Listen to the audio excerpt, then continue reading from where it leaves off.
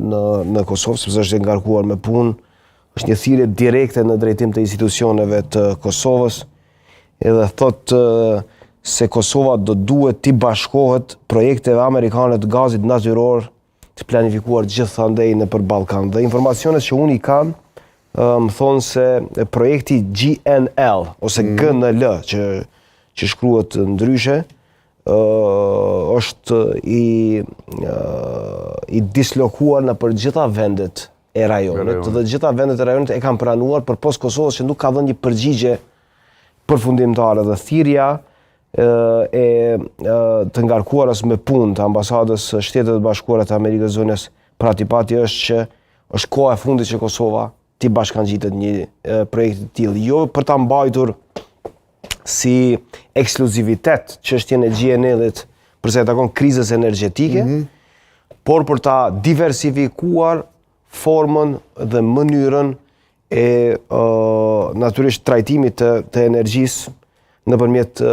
gazit natyror. Dhe kjo është një thirrje që nuk tangon vetëm marrëdhëniet ekonomike ndërmjet dy vendeve ose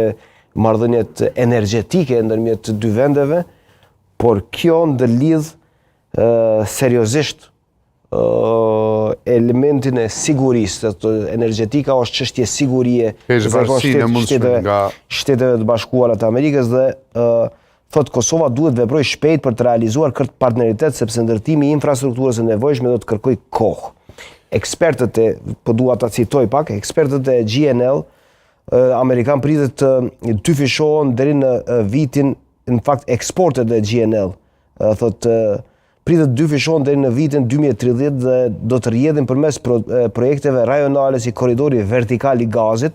dhe terminali lundrues i gazit natyror në Kroaci. Kosova gjithashtu mund lidhet me gazsjellsin që po ndërtohet për të lidhur terminalin e GNL-it të Aleksandropolis në Greqi me shkupin në Maqedoni e Veriut. Tani këtu është një segment shumë i rëndësishëm për sa i takon